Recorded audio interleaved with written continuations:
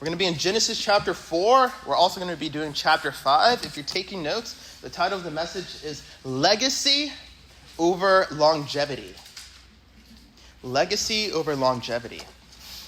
And just a quick recap, in Genesis chapter 3, Adam and his wife, they were in the garden, and then the serpent came to the woman. Eve wasn't named at this point yet, but came to Eve and began to plant seeds of doubt about the Lord's goodness. Has God really said you shouldn't eat from that tree?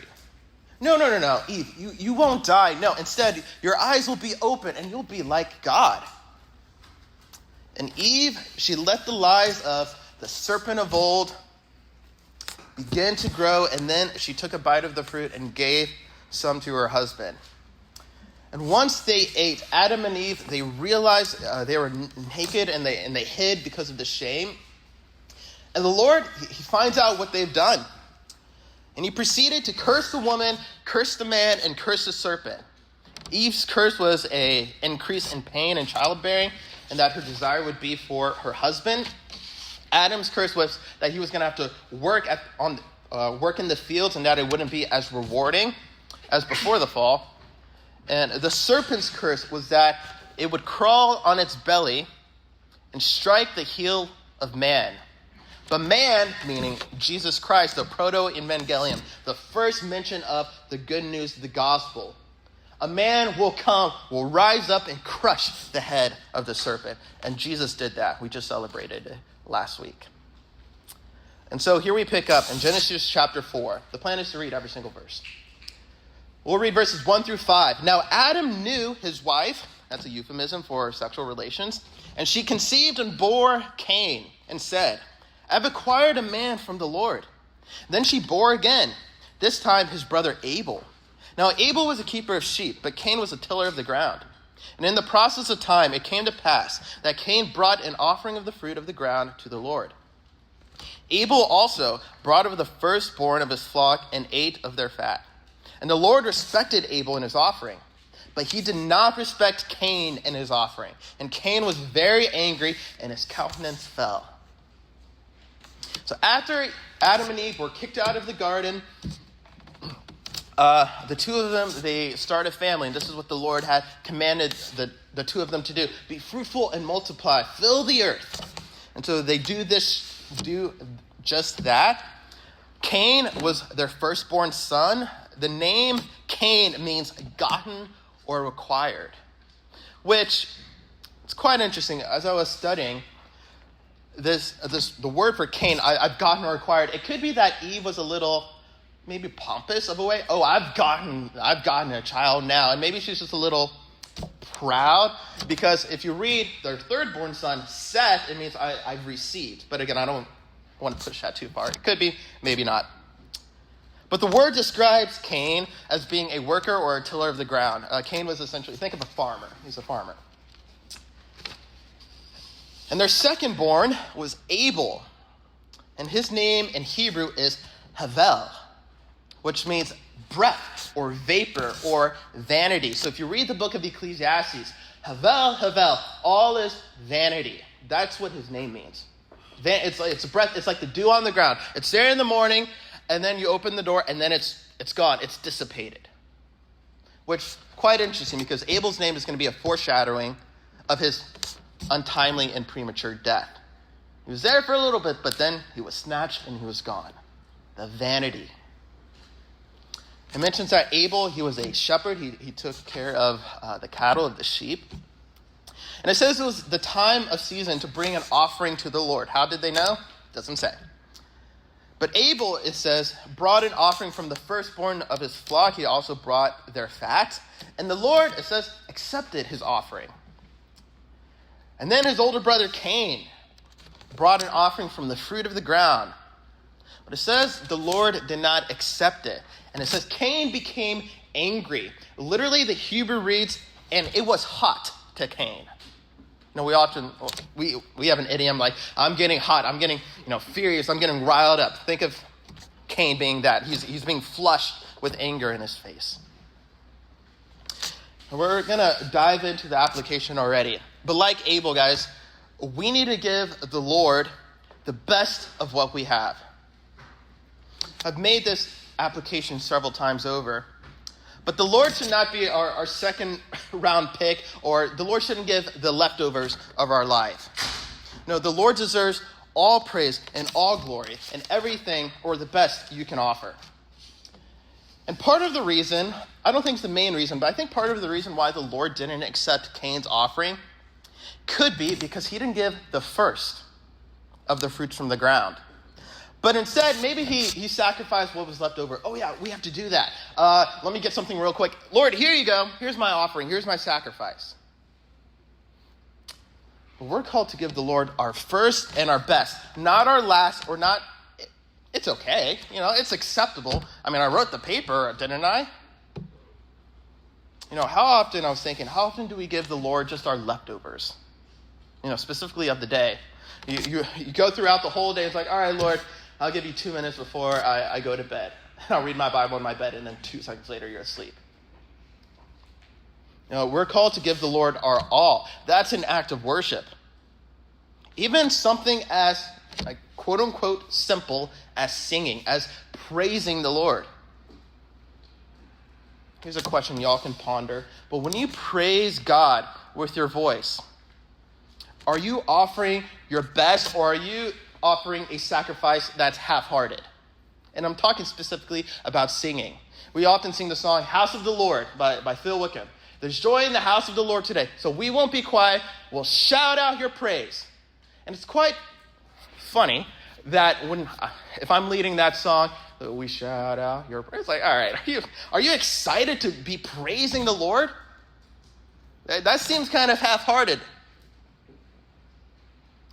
Giving the Lord our worship, our praise, or even our money, and when it comes to tithing, it doesn't mean that it needs to be big or broad or quote-unquote exuberant. But what the Lord is specifically after is the heart of the individual. In giving the Lord our worship, guys, and our adoration, our hearts need to be in it. Even when we don't feel like, I don't really feel like worshiping the Lord right now. I won't be formed by feelings, is what we say. My flesh really doesn't want to do it, but I'm going to do it because the Lord deserves it.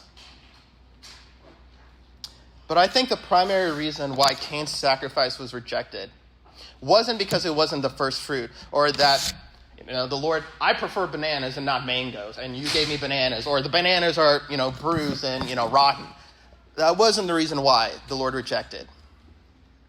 He rejected, not because the bananas were rotten, because Cain's heart was rotten. Our actions do mean a lot. They mean a lot. Oftentimes, actions can speak louder than words. However, if our heart is not in it, in the act of worship, what we're doing is just lip service.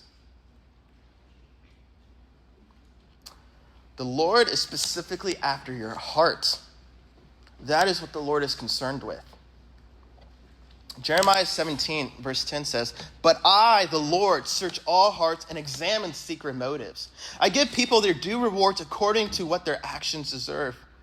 And 1 Samuel chapter 15, verse 22 says, "What is more pleasing to the Lord, your burnt offerings and sacrifices, or your obedience to his voice? Obedience is better than sacrifice, and submission is better than offering the fat of rams." I often think of the religious leaders of the day during Jesus' time. They did everything correctly. They did everything to the book, the letter of the law. But they didn't really know the Lord. Or we give sacrifices, we pray X amount of times, but your heart's not in it, though. You're doing it for show. You're doing it for lip service so that others can see you and applaud you. Just because you did all the required things on the list doesn't mean that the Lord will come and accept your sacrifice. And I was thinking about this. This is like borderline magic. I did all the things, and so the Lord needs to accept me, right? The Lord needs to come and accept my sacrifice. If I just sprinkle a little sage, and I sprinkle a little thyme, then I sprinkle a little, 10-second prayer, then I sprinkle, I've gone to 2 out of 6 camps throughout my time in middle school, and then the Lord will come and encounter. That's like magic. That's like stirring the pot. All right, let me do that, and then conjure up the Lord. Just say the magic words or do the churchy thing, and the Lord's obligated, right?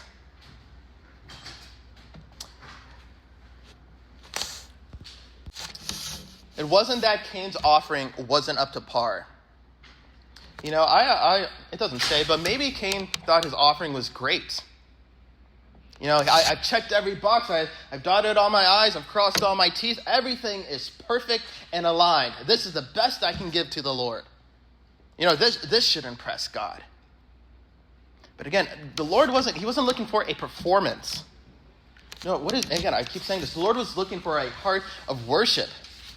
Cain, he gave the right thing, but in the wrong way. Lord's like, your offering's not the issue. It's your heart, Cain. And the Lord doesn't accept an offering when the heart is proud and haughty and self-righteous or cold. You shout out your praise. All right, are we done here? Checking your phone, checking your Snapchat. It's like the Lord's like, all right, I'm not going to accept that. Cain was simply, you can say, putting in his time. I got to do this because, I'm required to do this. I'm checking off my spiritual box, while his heart wasn't for the Lord. And again, what we offer to the Lord, our hearts need to be in it. Even if our feelings aren't there, our feelings will catch up eventually. It's a question y'all can ponder in your heart, but do you have a true heart of worship for the Lord? Or are you just doing things because you have a duty to? It's not what you offer, but how you offer. There's a story, or no, it's not made up. There's an account in the gospel. The widow's offering. In Luke chapter 21, starting in verse 1, it says, while Jesus was in the temple, he watched the rich people dropping in their gifts in the collection box. Then a poor widow came by and dropped in 2 small coins. I tell you the truth, Jesus said, this poor widow has given more than all the rest of them. For they have given a tiny part of their surplus. But she, poor as she is, has given everything she has. So Jesus is seeing people, throwing in $100 bill, throwing in all their coins. And then here comes this widow. Has 2 cents to her name. She just drops it in. And Jesus says, she has a heart of worship. But she didn't give a lot. But her heart was in it. People were doing it just for show. Again, just for lip service. And Jesus sees right through that. Again, Cain did offer something. But it lacked faith. It lacked heart. Abel, as it says in Hebrews chapter 11, Abel offered in faith. And it was pleasing to God. Guys, God is not impressed by what's in your hand, but what's in your heart. He's not impressed by what's in your hand, but what's in your heart. Verse 6. So the Lord said to Cain, why are you angry, and why has your countenance fallen? If you do well, will you not be accepted? And if you do not do well, sin lies at the door, and its desires for you, but you should rule over it. So the Lord notices Cain's demeanor, and he asks him, hey, Cain, why are you angry? Your countenance has fallen. And obviously it's a rhetorical question. The Lord knows what's up, but he's given him an opportunity to confess, to acknowledge his sin.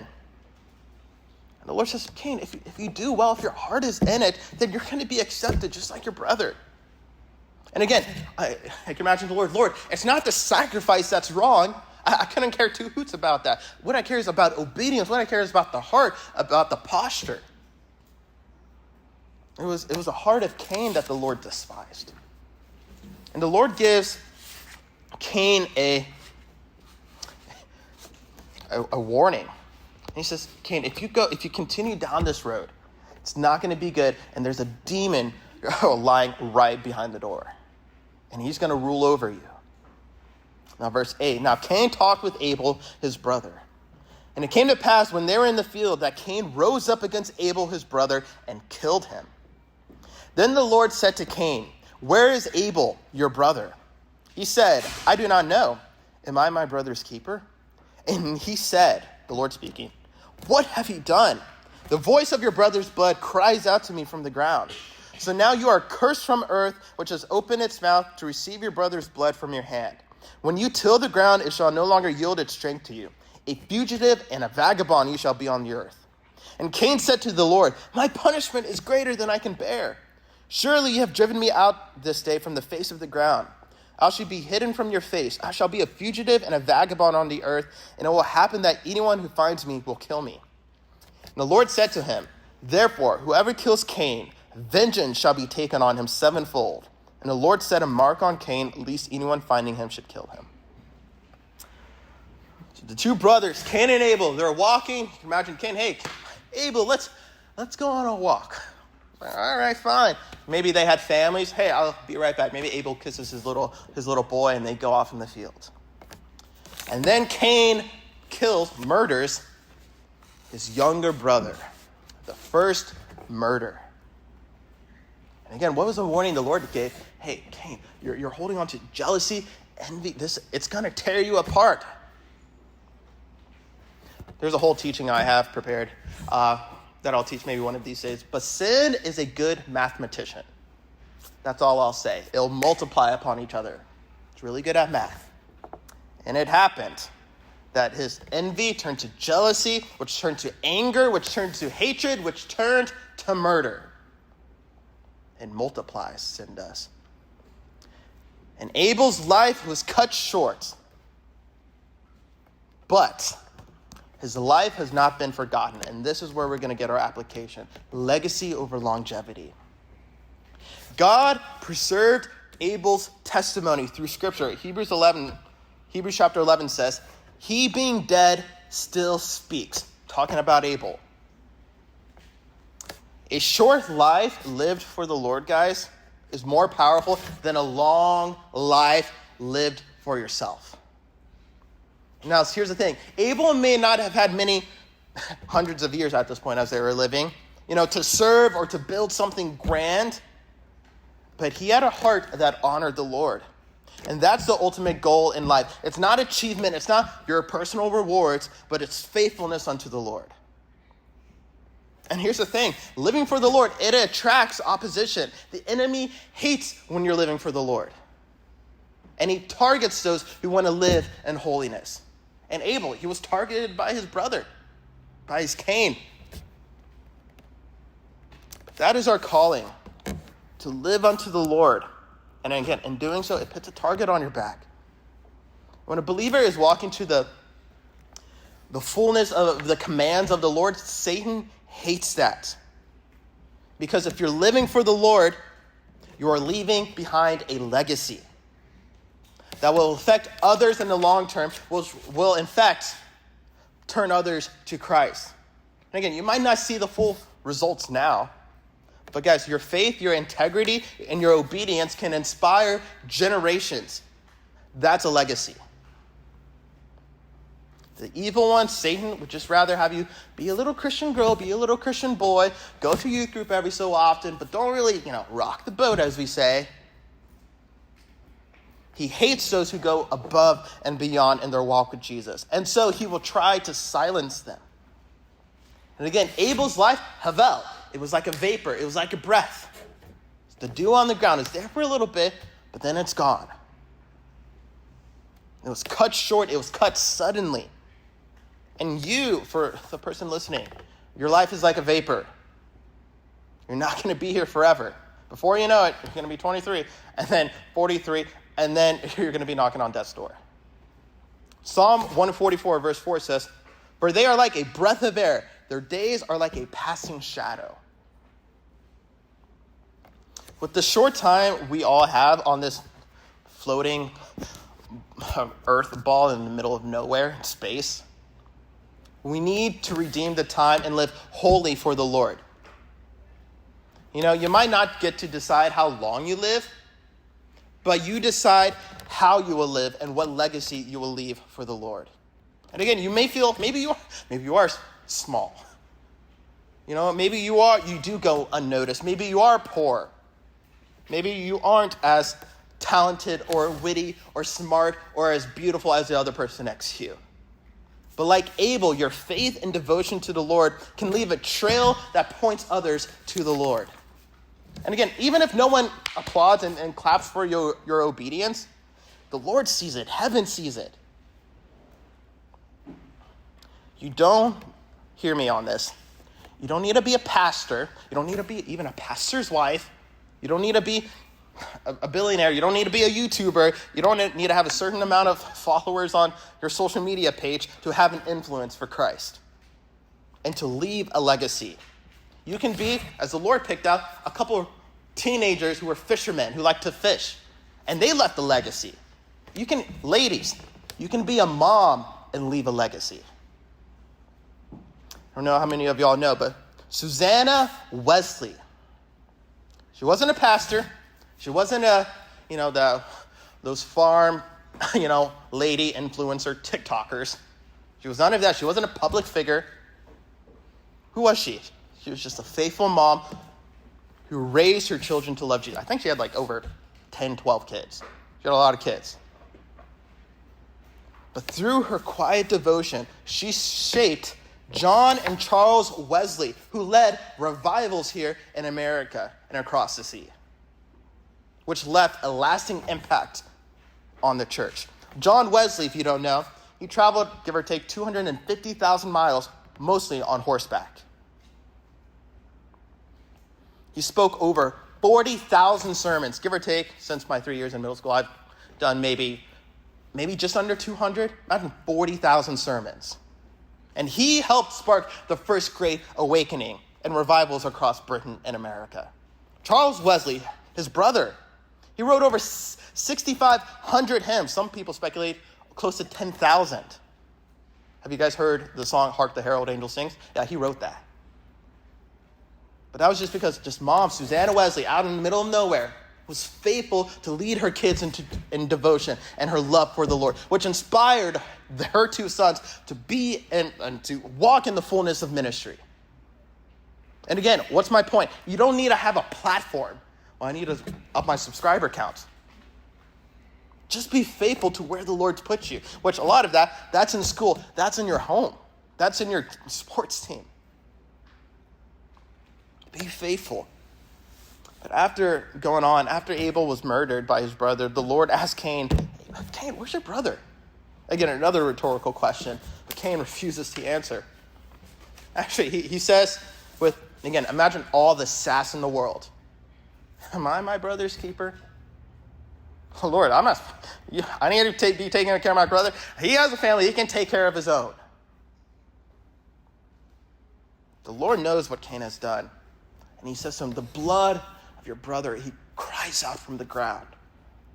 And the Lord puts a curse on Cain. Part of that curse is that when he works, he won't be as successful. And the Lord mentions that he'll be a fugitive and a vagabond roaming to and fro from the earth.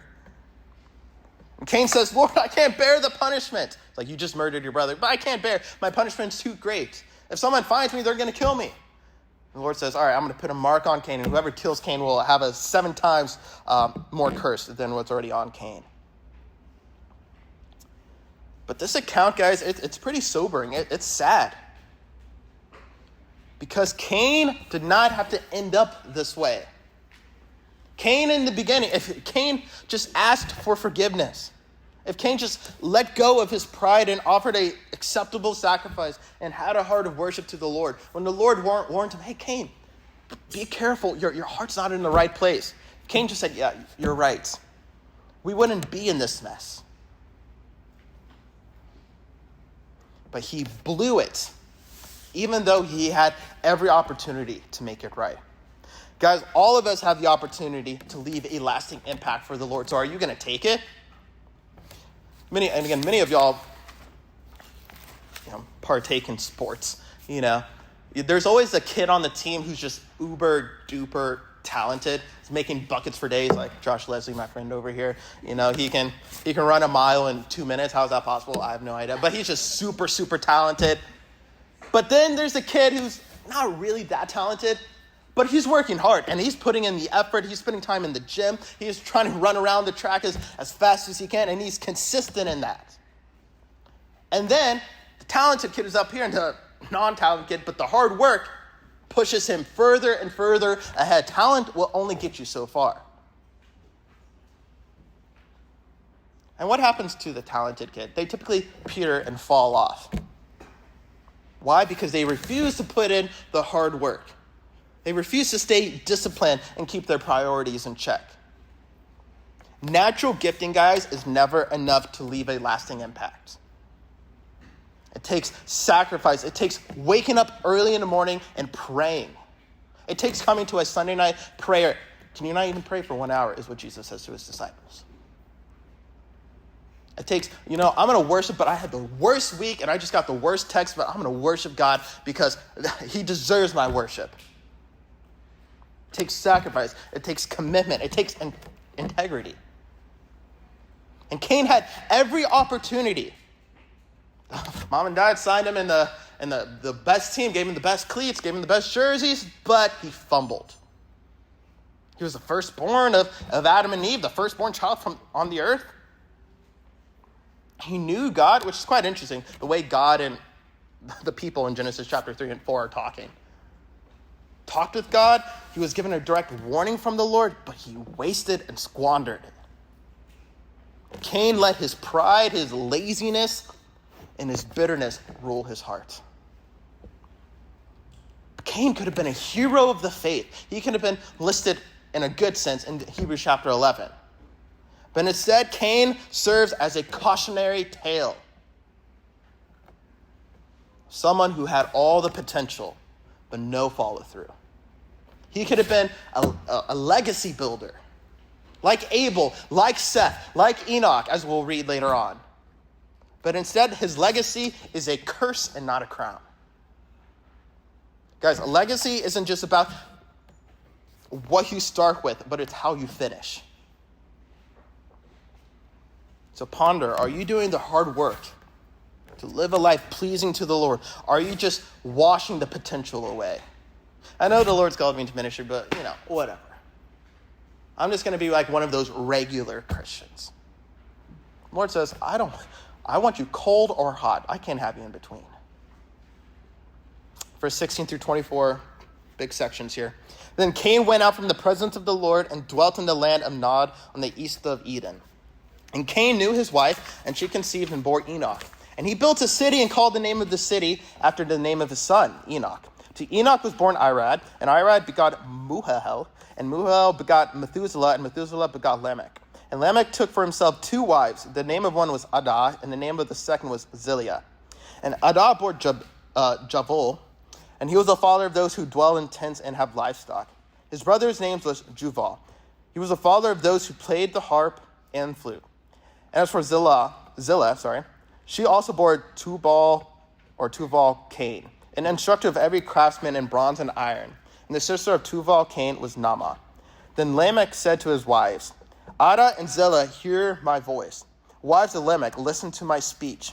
For I have killed a man for wounding me, even a young man for hurting me. If Cain shall be avenged sevenfold, then Lamech 77-fold. So we read the line of Cain's descendants. This passage, it mentions a man named Lamech. There'll be 2, as we'll read in Genesis chapter 5.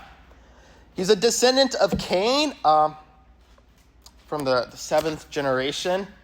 And verses, 23 through 24, it's kind of a song he's singing. Which again, it shows how far sin has advanced in only a couple of years. And he addresses his 2 wives, which, by the way, is the first mention of polygamy. Quite interesting. And he's not just speaking, but he's boasting, wives, come to me. Let me sing you a song. And he confesses, I murdered a man one time, but he has no remorse for it. He's kind of arrogant and full of pride. And he claims that if anyone kills me, then he's going to, Cain was, had a mark, and whoever killed him would be cursed, but if anyone kills me, they'll be cursed even more. God protected Cain, the Lord will protect me. Again, just a very arrogant attitude. And verse 25 and 26, and Adam knew his wife again, and she bore a son and named him Seth. For God has appointed another seed for me instead of Abel, whom Cain killed. And as for Seth, to him also a son was born, and he named him Enoch. Then men began to call on the name of the Lord. So Seth is the third born from Adam and Eve. His name means to put or to be placed or set or granted. And we'll read about Seth and his lineage here in a bit. Now, chapter 5, verses 1 through 2. This is the book of the genealogy of Adam. And the day that God created man, he made him in the likeness of God. He created them male and female and blessed them, and called them mankind in the day they were created. So if you want to write in the margins, chapter 5 will cover 10 generations, which last, give or take, 1,600 years. That's chapter 5, 1,600 years. Thus, the chapter spans from creation, essentially, to the flood. Now let's read, bear with me, starting in verse 3 to verse 20. And Adam lived 130 years, and begot a son in his own likeness after his image, and named him Seth. After he begot Seth, the days of Adam were 800 years, and he had sons and daughters. So all the days that Adam lived were 930 years, and he died. Seth lived 105 years and begot Enoch, and he begot Enoch. Seth lived 807 years and had sons and daughters. So all the days of Seth were 912 years, and he died. Enoch lived 90 years and begot Cain. After he begot Cain, Enoch lived 815 years and had sons and daughters. So all the days of Enoch were 905 years, and he died. Verse 12. Canaan lived 70 years and begot Mahalalel. And after he begot Mahalalel, Canaan lived 840 years and had sons and daughters. So all the days of Canaan were 910 years, and he died. Mahalalel lived 65 years and begot Jared. After he begot Jared, Mahalalel lived 830 years and had sons and daughters. So all the days of Mahalalel were 895 years, and he died. Now, verse 18, Jared lived 162 years and begot Enoch. And after he begot Enoch, Jared lived 800 years and had sons and daughters. So all the days of Jared were 962 years, and he died. So it's Adam's lineage, from him to Jared. And if you read Genesis 5, it kind of reads like a cemetery directory. And he lived this much, and then he died. And then he lived this much, and then he died. Person after person, no matter how long they lived, they died. Death is the result of sin. And I don't think this repetition is accidental. I think Moses is trying to draw out something. It's a loud reminder of the wages of sin. And again, we read, each man lives, he fathers a son, he lives a couple more years, and then he dies. As draw this out a little bit. But longevity, guys, without spiritual legacy leads to nothing. Longevity, how long you live. These men, as we just read, they lived incredibly long lives. Some even lived close to 1,000 years, a millennia. But outside a few names, as we'll discuss, we know almost nothing about him. And Jared lived this much, and then he died. All right, who's Jared? I don't know. Mahalalel, who's he? I don't know, but he lived a long time. You can live almost 1,000 years, but if you don't walk with God, your life ends with this sentence. And he died, and she died. Guys, legacy isn't about how long you live. It's about what your life is pointed to. Legacy is measured by, not measured by time, but by trajectory. What direction did your life point? Guys, there are so many people who are pouring their money, their effort, their time, even a lack of sleep for things that won't last. But when it comes to the relationship with the Lord and being a witness for Christ, the effort is nowhere to be found. I really got to focus on this. I got to focus on making money and doing this. And those things are not necessarily bad, but you can't even pray for 5 minutes. If Christ is not at the center of your life, guys, there will be no eternal legacy. 1 Corinthians chapter 3, 11 through 15 says, "For no one can lay any foundation other than the one we already have, Jesus Christ. Anyone who builds on that foundation may use a variety of materials, gold, silver, jewels, wood, hay, or straw. But on the judgment day, fire will reveal what kind of work each builder has done. The fire will show if a person's work has any value. If the work survives, that builder will receive a reward. But if the work is burned up, the builder will suffer great loss. The builder will be saved, but like someone barely escaping through a wall of flames." What is Paul trying to... He's basically saying, guys, life is fleeting. So live for Jesus. Life goes like that. So better do your due diligence and live for him. Because why? You're not guaranteed tomorrow. You're not guaranteed to drive back home and make it home. This life, it's like the breath. Again, havel, it's a vapor. It's vanity. It's there for a little bit, but then it's gone.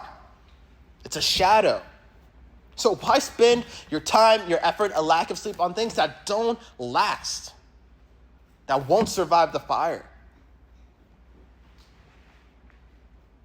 But we read in verse 21 through 31, Enoch lived 65 years and begot Methuselah. After he begot Methuselah, Enoch lived with God 300 years and had sons and daughters. So all the days of Enoch were 365 years, and Enoch walked with God, and he was not, for God took him. Methuselah lived 187 years and begot Lamech. After he begot Lamech, Methuselah lived 782 years and had sons and daughters. So all the days of Methuselah were 969 years, and he died. Lamech lived 182 years and had a son, and he called his name Noah, saying, "This one will comfort us concerning our work and the toil of our hands, because of the ground which the Lord has cursed." After he begot Noah, Lamech lived 595 years and had sons and daughters. So all the days of Lamech were 777 years, and he died. So we read about this man named Enoch, who lived a life fully unto the Lord. And his story is kind of incredible. And again, in a chapter full of, and he died, and he died, and he died, and he died, we read, or I guess his life just stands out because it says, and he walked with God, and he was not. The Lord just took him. Why? Again, because he walked with God. His life was so aligned with the Lord that God chose him to bring him early. But how long did he live? He only lived 365 years here on this earth.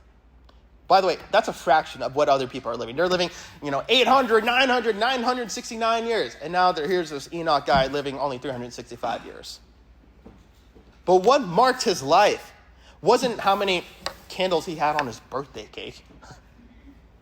It was the quality of his walk and his relationship with the Lord. The Lord isn't impressed with age or status or accomplishments. Oh, wow, great job. He's after a heart fully surrendered to him. What does Enoch teach us? It teaches us that legacy, again, isn't measured by years, but intimacy with God. You could live today, you could live 80 years and waste them. 80 years, which is such a fulfilling life. Or you could live 12, 13, 14 years and have a life fully unto the Lord. The Lord interrupted, question for y'all. If the Lord interrupted your life right now and took you home, would you leave behind something worth remembering? Actually, let me speak to the leaders here. Leaders, I know some of y'all are leaving. I'm going to leave. Are you going to leave a legacy in this room? Oh man, that leader, I'll remember him or her for years on end. Evaluate your walk with the Lord.